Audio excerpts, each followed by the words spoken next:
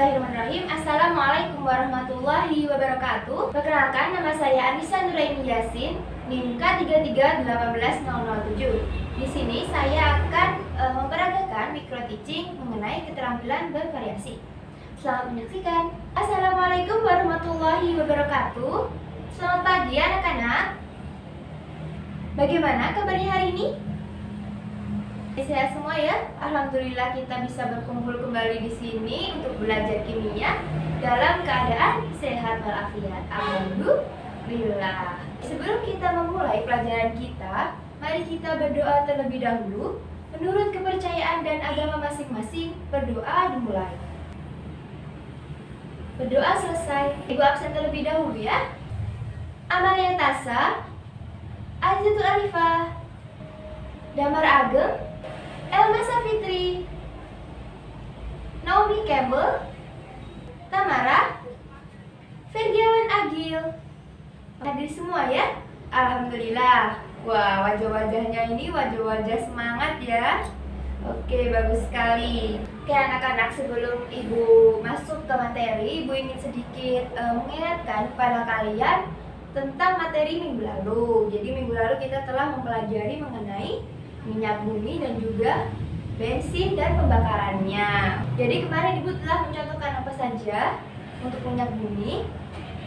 Iya betul, bahan bakar ya untuk transportasi. Kemudian iya, ibunya Naomi yang memasak ya. Jadi dibutuhkan gas LPG agar bisa menghasilkan api pada kompor. Jadi kita di sini akan mempelajari lebih lanjut terkait dengan kompor tersebut. Ayo, kenapa sih Bu kok kompor gitu ya? Nah, ketika Ibu Naomi itu memasak sayur atau kita juga bisa memasak air, itu bisa mendidih anak-anak. Kenapa bisa mendidih? Ada yang bisa menjawab? Betul, karena ada api di bawahnya. Ada yang ingin menambahkan lebih lanjut? Ada energi panas, betul sekali. Jadi pada materi kita pada pagi hari ini memiliki poin penting pada panas anak-anak.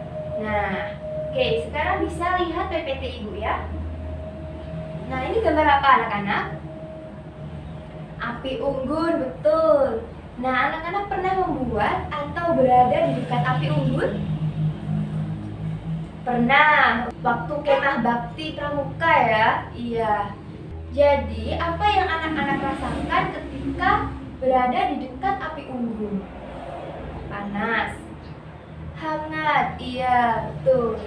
Kenapa kalian bisa merasakan panas dari api itu?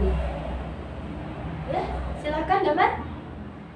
Iya, boleh. Karena api bersifat panas, boleh sekali. Ada lagi yang mau menjelaskan?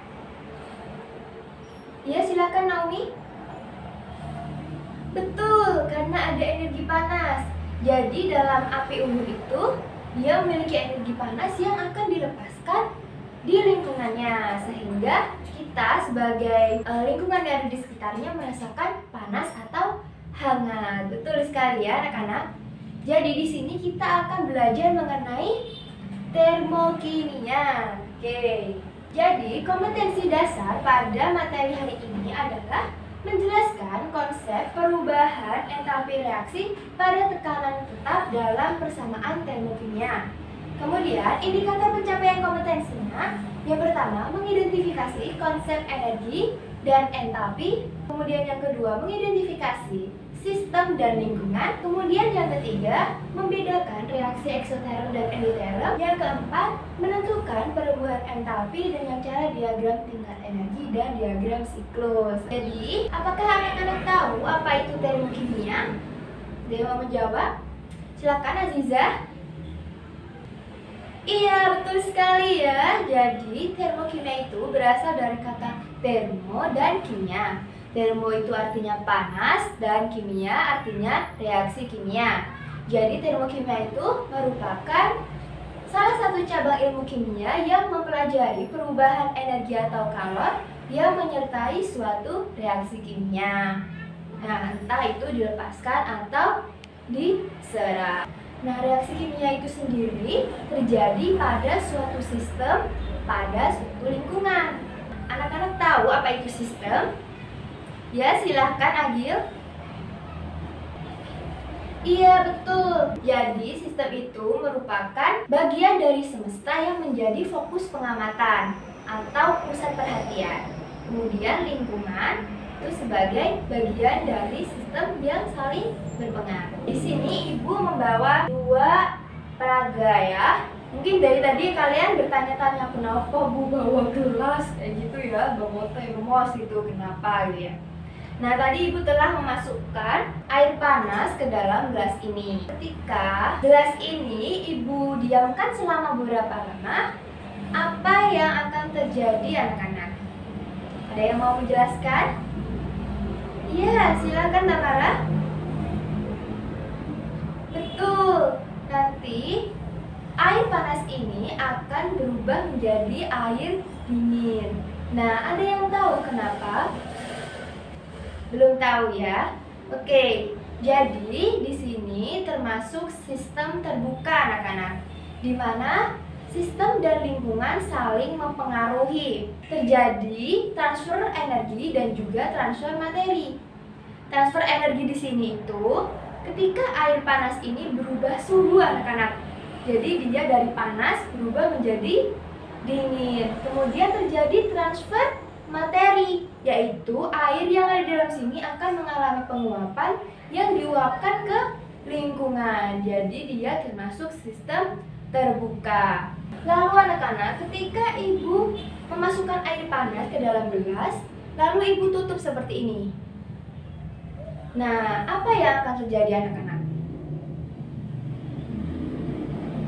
Siapa yang mau jawab? Silahkan, Elma. Betul sekali ya Elma. Jadi ini termasuk sistem tertutup, bahwa transfer yang terjadi di sini adalah transfer energi saja, tapi tidak terjadi transfer materi. Kenapa? Karena ada ini tutup. Transfer energi, jadi dia tetap akan berubah dari panas menjadi dingin, tapi tidak mengalami proses dengan lingkungan. Oke, seperti itu ya. Kemudian yang ketiga, pasti sudah pada paham ya, ini termasuk sistem apa?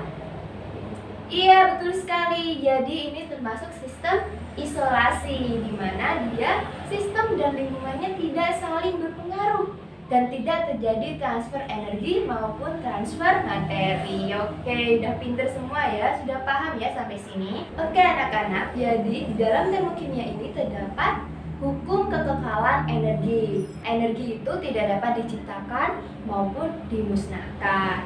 Nah, Ibu ingin bertanya, energi itu bisa diukur atau tidak ya anak-anak?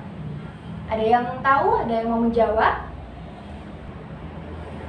Oke, silahkan Aziza.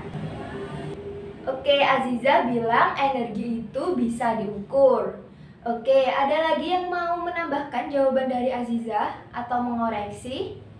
Silahkan Amalia. Oke, Amalia bilang kalau energi itu tidak bisa diukur, sedangkan perubahan energi yang bisa diukur. Oke, terima kasih jawabannya Amalia dan juga Aziza. Jadi jawabannya adalah betul jawaban Amalia. Jadi tidak apa-apa ya Aziza, sudah berani menjawab, itu bagus sekali. Jadi energi itu tidak bisa diukur, dan yang bisa diukur adalah perubahan energinya. Nah, begitu pula dengan entalpi. Entalpi tidak dapat diukur, sedangkan yang bisa diukur perubahan entalpi. Kemudian apa sih hubungan energi dan juga entalpi? Ya, ada yang tahu tidak? Sudah membaca-baca kan kemarin? Ada yang mau menjawab? Tidak ada? Kalau tidak ada, Ibu akan tunjuk ya. Silakan Agil untuk menjawab. Oke, belum tahu ya Agil. Mungkin Agil bisa menunjuk temannya yang lain yang sekiranya menurut Agil itu mampu menjawab. Oke, Amalia ya. Bagaimana Amalia? Oke, betul sekali ya jawaban dari Amalia.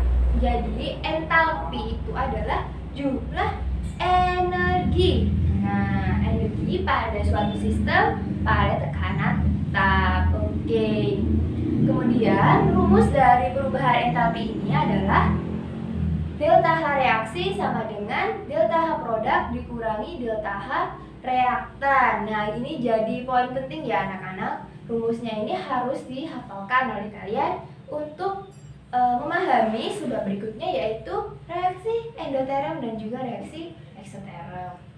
Oke, kita masuk ke reaksi eksoterm ya anak-anak. Exo, keluar, jadi artinya reaksi ini melepaskan kalor dari sistem ke lingkungan. Nah, kemudian suhu di lingkungan ini akan naik. Oke, contohnya adalah ketika kita berolahraga, anak-anak.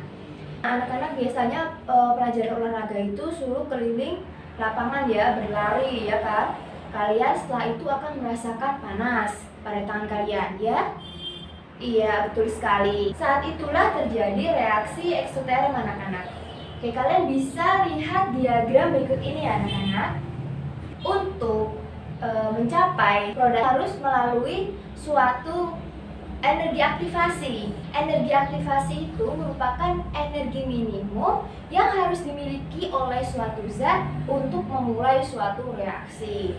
Jadi seperti tadi kita berolahraga, itu berarti kita harus memiliki energi terlebih dahulu untuk berlari sehingga menghasilkan suatu reaksi panas ya. Jadi diri kita ini sebagai sistem, kemudian di sekitar kita ini sebagai lingkungannya. Sampai sini sudah paham? Oke, paham ya. Sekarang bisa dilihat pada diagram yang sebelahnya. Ada yang bisa menjelaskan? Ya, silahkan Tamara. Betul sekali Tamara. Jadi ini dilihat ya bahwa delta H reaktan berada di atas, sehingga dapat disimpulkan bahwa delta H reaktan lebih besar daripada delta H produknya. Nah, tadi bisa diingat bahwa rumusnya adalah delta H reaksi sama dengan delta H produk dikurangi delta H reaktan. Nah, di sini delta H reaktan lebih tinggi sehingga nanti hasilnya akan negatif. Betul sekali ya. Kemudian kita akan masuk ke reaksi endoterm. Reaksi endoterm in ya, masuk. Jadi kebalikannya dari exo tadi, bahwa ini dia menyerap kalor dari lingkungan ke sistem sehingga suhu di sistem akan naik. Contohnya adalah ketika kita memasak air. Jadi air itu sebagai sistem dan api kompor itu sebagai lingkungannya. Bisa dilihat pada diagram. Ada yang mau menjelaskan? Silahkan Naomi. Iya, betul sekali ya. Jadi kebalikannya dari eksoterm tadi. Jadi delta H produk di endoterm itu lebih besar daripada delta H reaktan sehingga hasilnya delta H positif. Oke, pintar-pintar sekali ya anak-anak ibu. Setelah ini ibu akan minta kalian untuk mengerjakan kuis ya. Oke, bisa masuk ke link yang sudah ada di PPT ibu ya. Bisa dikerjakan selama 15 menit. Oke anak-anak, sudah selesai ya materi kita pada pagi hari ini. Mungkin ada yang mau menyimpulkan sedikit terkait dengan materi kita pada pagi hari ini? Silakan Elma. Iya, oke, betul sekali. Kita tadi telah mempelajari konsep energi, entalpi, kemudian kita telah mempelajari sistem dan lingkungan, kemudian kita telah belajar cara membedakan reaksi eksoterm dan endoterm. Oke, tadi ciri-ciri dari eksoterm apa ya anak-anak? Melepaskan kalor. Kemudian yang kedua, kalor dari sistem ke lingkungan, betul. Kemudian delta H reaktan lebih besar dari delta H produk sehingga delta H-nya negatif, betul. Kemudian ciri-ciri dari reaksi endoterm ada apa saja? Oke, menyerap kalor. Kemudian menyerap kalor dari lingkungan ke sistem, betul. Kemudian delta H produk lebih besar dari delta H reaktan, betul sekali. Jadi delta H-nya positif. Udah paham ya semuanya? Alhamdulillah. Jadi kita telah mencapai ujung pelajaran. Ibu harap anak-anak bisa memahami apa yang sudah kita pelajari hari ini. Untuk pertemuan selanjutnya kita akan mempelajari perubahan entalpi dalam persamaan termokimia. Ibu akan memberikan sedikit tugas. Jadi sekarang Ibu minta kalian untuk membuka halaman 62 sampai 76 ya anak-anak. Jadi Ibu minta kalian untuk membaca-baca saja ya. Nanti di pertemuan selanjutnya Ibu akan sedikit bertanya terkait dengan apa yang sudah kalian baca. Tidak berat kan? Baiklah, kalau begitu kita akhiri pembelajaran kita. Mari kita mengucap hamdalah bersama-sama. Alhamdulillahirabbil alamin. Sekian dari Ibu, bila ada kurang dan lebihnya Ibu mohon maaf. Wassalamualaikum warahmatullahi wabarakatuh.